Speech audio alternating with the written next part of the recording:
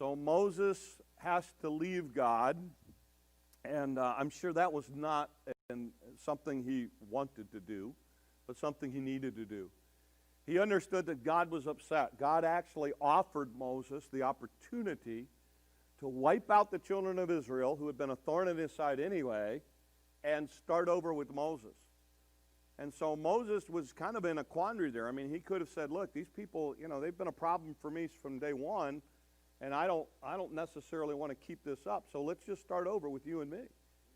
But instead, and this was, we talked about this, instead, Moses interceded between God and the people. And Moses said, God, let me see what I can do. Let me go try to take care of this.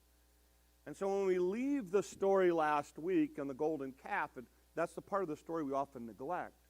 When we left the story, God is on the mountain, angry with Israel. Moses is on his way down to find out what's going on. And that's where we're going to pick up the story. And so we start in Exodus chapter 32, and here's what it says. It says, Moses turned and went down the mountain with the 2 tablets of the covenant of the law in his hands. They were inscribed on both sides, front and back. The tablets were the work of God. The writing was the writing of God, engraved on the tablets. This is one of the 3 instances in which we have God's finger writing something. We have it here in this story. We have it at the story of Nebuchadnezzar and the writing on the wall. And we have it with Jesus' writing in the sand with the woman caught in adultery.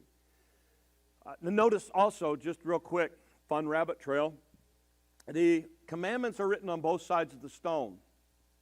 So you know those beautiful things that you have in your house where you got the commandments written and one's on one side and the other's on the other side?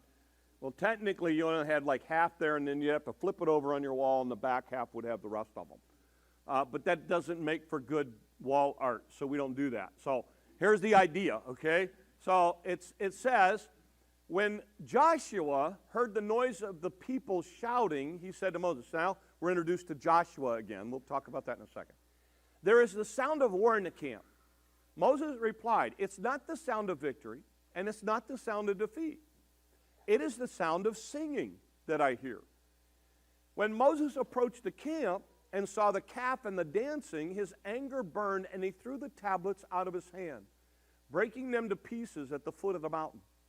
And he took the calf the people had made, he burned it in the fire, then he ground it to powder, scattered it on the water, and made the Israelites to drink it. So this is the story that you have. So a whole bunch of things that are thrown into this and that play into what we're going to talk about. So let's go through it. And notice that Moses is coming down from the mountain. He has the tablets of stone in his hand. At some point, he encounters Joshua. Now, Joshua is not with Aaron and the people, and he's not with Moses on the mountain. So somewhere in the middle is Joshua. Now, Joshua's an interesting character. We've already been introduced to Joshua. He was at Rephidim. He was the one who basically was to choose out the fighting men. He was also one of the ones who were holding up Moses' hands in the battle. So we've already seen Joshua. We're going to see him some more, and that Joshua is going to be one of the 12 spies that goes into the promised land. Remember, 10 were bad, 2 were good. Joshua and Caleb were the 2 good ones. We're going to see that Moses, we'll get later in the story, we're going to see Moses was not allowed to go into the promised land, but Joshua was. So at some point, Joshua has kind of become like literally, the right-hand man, so to speak, of Moses. If you go into the holding up his hands thing. But I mean, he's one of these guys that he has become very, very close to Moses. Separate from Aaron. So that's interesting as we get into the story. So what happens is they're now, so Moses starts to come down from the mountain. Joshua joins him. They're talking, and he goes, look, there's something going on in the camp. They're not in victory. They're not in defeat. There's something else going on. And then when Moses gets there, he sees the people dancing. Now, this is a nice Christian way of explaining what was going on. Okay? These are people who had a deep connection to all of the pagan idolatry things that went on in Egypt. And often when there was a celebration like this, it was not the kind of party any of us would go to. Okay? So this is a bad deal. Moses sees it. Again, he spent 40 days with God. He takes the tablets. And now think about this for a second. You have something written by the hand of God. And he shatters it all. He throws it on the ground and shatters it all. Symbolically representing what the children of Israel were doing. They just busted almost every one of the commandments anyway. And so he throws this thing down on the ground. He then grabs this calf and he throws it into the fire.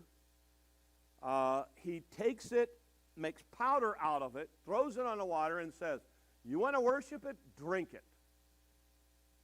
And makes the people drink it. And you're going to see in this story how this whole thing plays out and how bad this thing was, okay? So the people have now drunk, whatever, this powdered stuff, okay? Again, you know, I do glass blowing, so I know the kind of temperatures that we're talking about in order to melt gold to a liquid form to be able to do some of the things that we're talking about. And this was quite a fire. Then he said to Aaron, "What did these people do to you that you led them into such great sin?" "Don't be angry, my lord," Aaron answered. "You know how prone these people are to evil. It's not my fault. They said to me, 'Make gods who will go before us for this fellow Moses.'" In other words, here's what he's saying. He's saying, look, this isn't my fault. The people came to me, and because you left us, notice, for this fellow Moses who brought us up out of Egypt, we don't know what happened to him. You left him here, Moses. I didn't have anything to do except do what they wanted me to do. So I told them, whoever has gold jewelry, take it off. They gave me the gold. I threw it in the fire, and out came this calf. Really? Moses saw that the people were running wild and that Aaron had let them get out of control, so it had become a laughingstock to their enemies. So he stood at the entrance of the camp and he said, "Whoever is for the Lord, come to me." And all the Levites rallied to him. So basically Moses, coming onto this scene, draws a line and he says, all right, who here is going to follow God? Let's just figure it out right now. And all the Levites, who eventually are going to become the priestly tribe, who are eventually going to be the ones who represent the Lord, all of them slide over to Moses' side. So apparently, even at this point in the story, and by the way, Aaron was from that tribe. So these people slide over and say, "Okay, Moses, you know what? We're on God's side here with this thing." And so now you figure God's got his people, right? Notice what happens next. Then he said to them, "This is what the Lord, the God of Israel, says. Each man will strap a sword to his side. Go forth through the camp from one end to the other, killing brother, friend, and neighbor." The Levites did as Moses commanded, and that day about 3,000 of the people died. Then Moses said, "You have been set apart for the Lord today, for you are against your own sons and brothers, and he has blessed you this day." The next day, Moses said to the people, "You've committed a great sin, but now I will go up to the Lord. Perhaps I can make atonement for your sin." So what happens is, basically, he comes to the Levites and he says, "Okay, guys, get you a sword. We're going through the camp, and people are going to make choices today. They're going to follow God, or they're going to rebel against him. If they rebel against him, they're dead men. I don't care if they're your brother. I don't care if they're your father. I don't care who they are. If they're not choosing God, they're out of here." 3,000 people died that day. 3,000 people. You don't think Moses is serious about who's going to follow God? And then Moses comes to the people and he says, "I'm going to now," and this is interesting. He says, okay, before, when he's up on the mountain with God, he makes intercession. He tries to intercede for them. Now, He says, I'm going to go back and see if I can make an atonement for you. I'm going to see if God will do something else instead of wiping the rest of you out. You have angered God in what you've done. God wants to wipe you all out and start with me. I'm going to go see if I can make a deal with God. That's what he said. Notice what happened. So Moses went back to the Lord, and he said, oh, what a great sin these people have committed. They have made themselves gods of gold. But now, please forgive their sin. And if not, then blot me out of the book you've written. Notice what God said. The Lord replied to Moses, whoever has sinned against me, I'll blot out of my book. In other words, God said, no deal. Now go, lead the people to the place that I spoke of. My angel will go before you. However, when the time comes for me to punish, I will punish them for their sin. And the Lord struck the people with a plague because of what they did and with the calf Aaron had made. So what you see here is this incredible story where Moses basically goes before God and says, look, take me, not them. And God says no.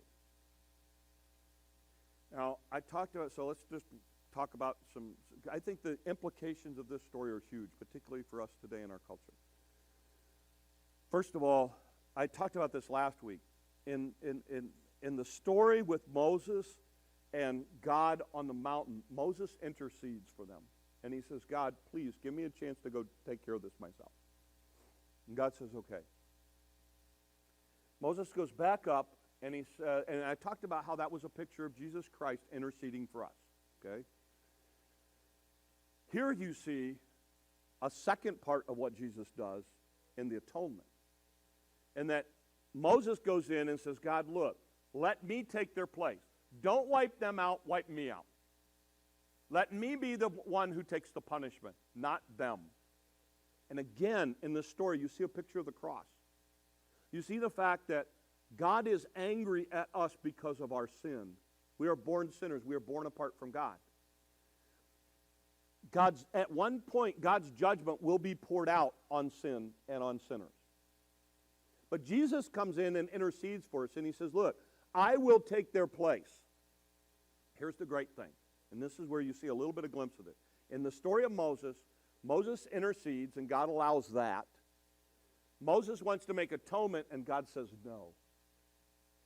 In the cross, you see Jesus interceding for us before God for our sin. And you see him making atonement for us, and God says yes. God says, I will accept that sacrifice. The Christmas story is about Jesus coming to the earth to die for us. The cross story, Jesus at the cross, is about him interceding and him making atonement for us, shedding his blood. That's why we have communion each week. We remember his sacrifice of his body and his blood. The resurrection is the fact of Jesus saying, yes, I accept the atonement of Jesus Christ for your sin. Therefore, giving any of us the opportunity to put our faith and trust in Jesus Christ. So you have a little bit of that picture here in the story of Moses. I think there's two big principles that I want to pull out for us today with this story that I think sometimes we forget. Because when you look at this story, it's like, wow, that's like hardcore kind of stuff. Here's the first one. Choices have consequences. Choices have consequences.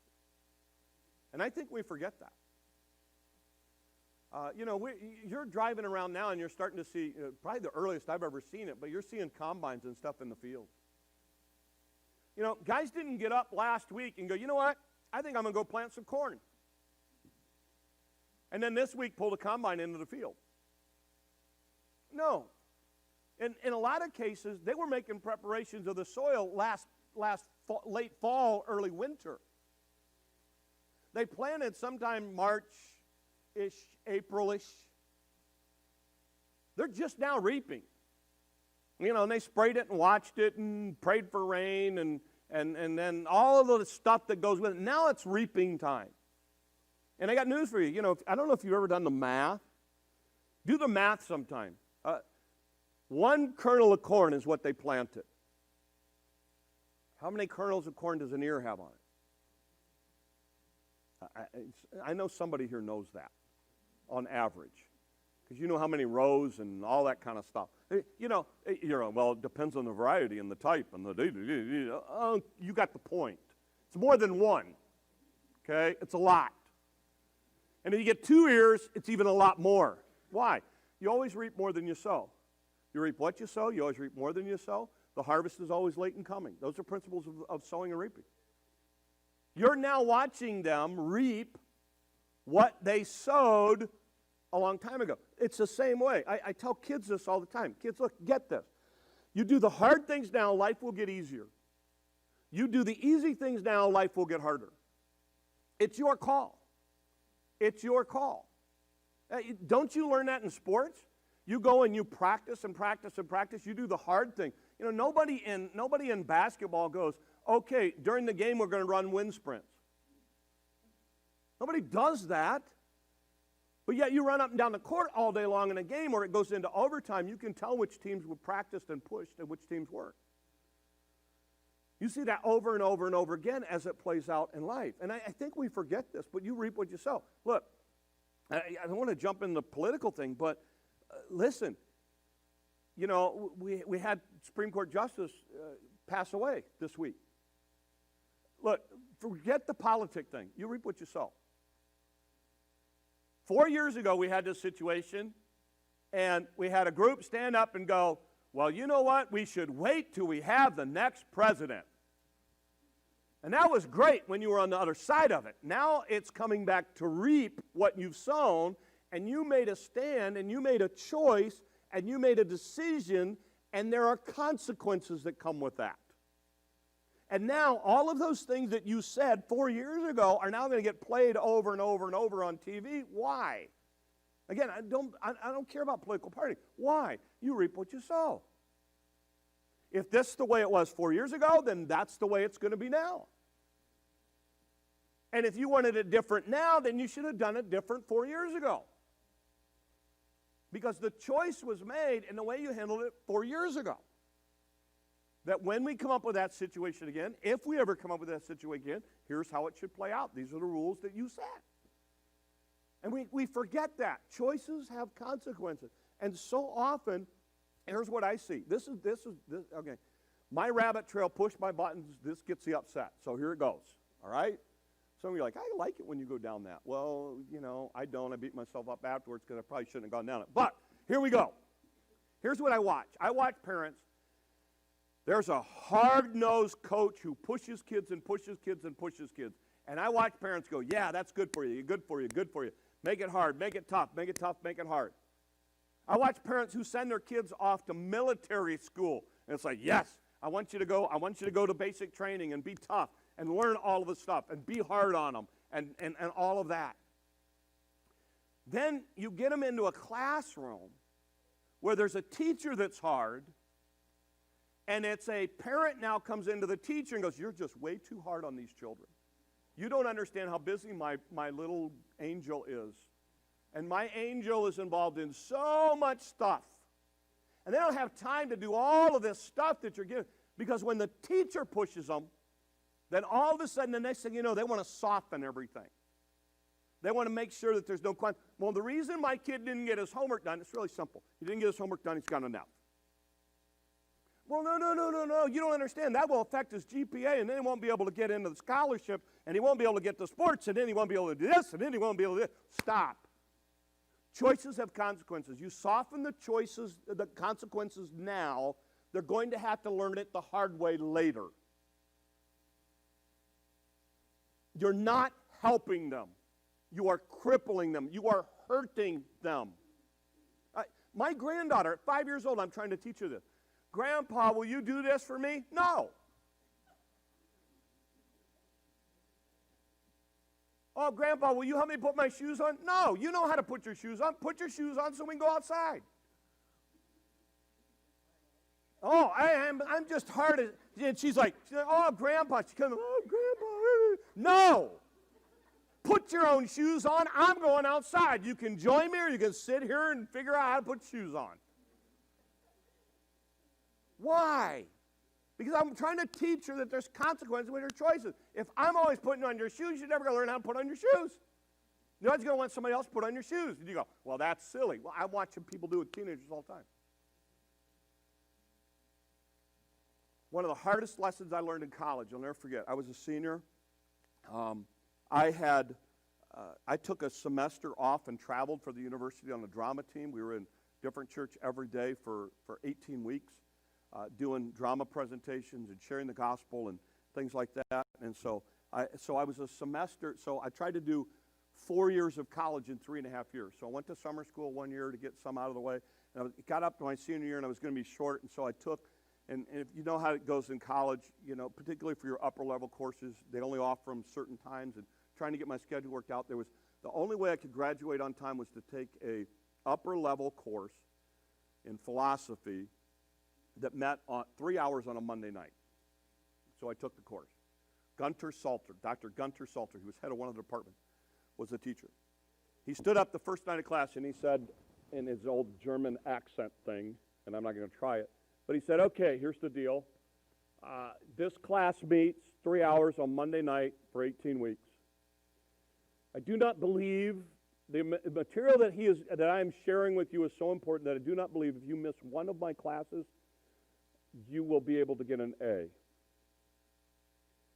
I will not allow you to miss 2 of my classes and pass. It was really simple. In his German way, it was really simple and straightforward. Later that semester, I got involved in a speech competition. We had to meet on a Monday night to compete. So I went into his office and I said, Dr. Salter, I said, I am in a speech competition. They cannot do it any other time than Monday night. I'm going to have to miss your class. And he said, do you understand you will not get an A? And I was like, yes, I understand that. This is important to me. At that point, I didn't care about a GPA. I just cared about graduating. You know, I wasn't summa cum laude. I was diploma cum lucky. So it was one of those deals. So that's what I was after. So I was like, okay, fine. So I entered the competition. I did really well. I made it to the semifinals. Guess when competition was? Monday night.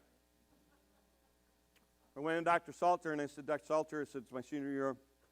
I'm getting ready to graduate. And I said, I'm going to need to miss part of your class. I've worked it out with the speech people, but I'm going to have to miss part of your class on Monday night. And he said, fine, you will not pass. He said, but Dr. Salter, it's my senior year. I understand. You will not pass. And I had a choice to make. So I dropped out of the competition in order to get my diploma. And I thought he was mean, he was unfair, it wasn't right, all the things that you go with.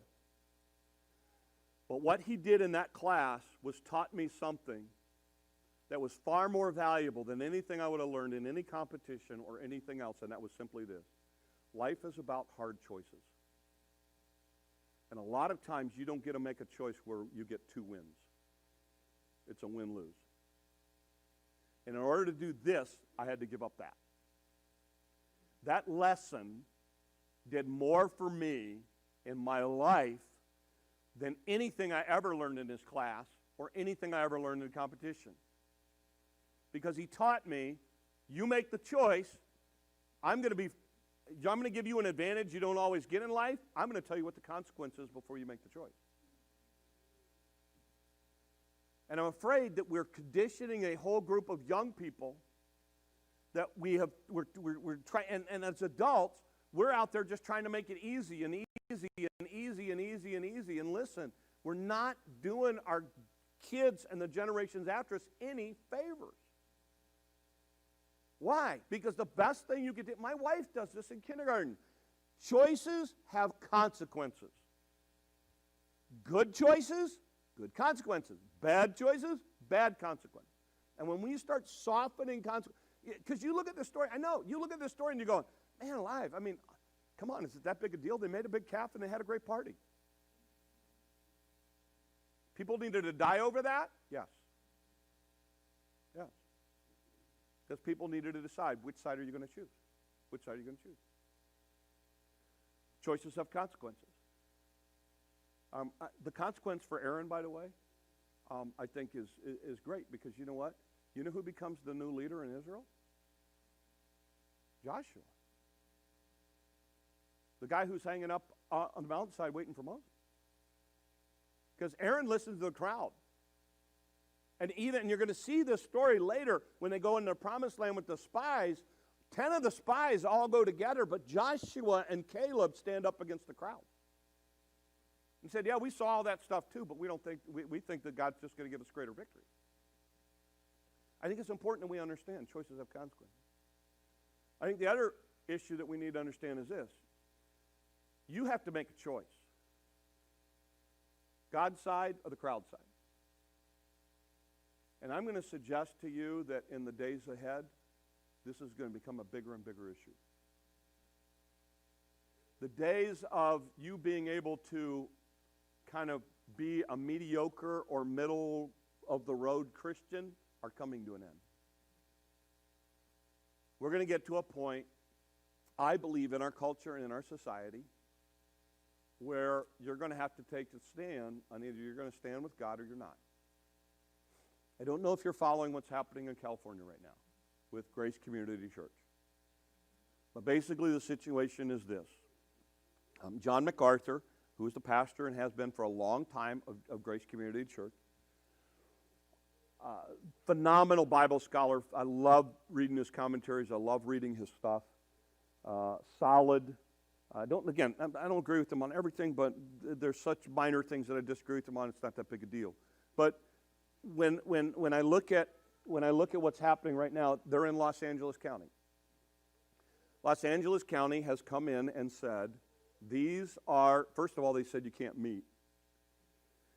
Then they realized since they let other people meet, they had to come up with something. So they sent this church a list of requirements they had to meet in order to gather together. The requirements were things like, in your parking lot, you have to have one space between every car.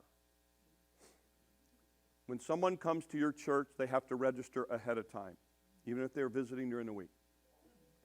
In between services, you have to have disposable seat covers that you have to get rid of for the next group coming in. They told him, again, if you know MacArthur, they told him he had to shorten his preaching time. They told him he couldn't have communion. They told him that it would be better that during the service people used the restroom so there weren't too many people in the restroom at any given time.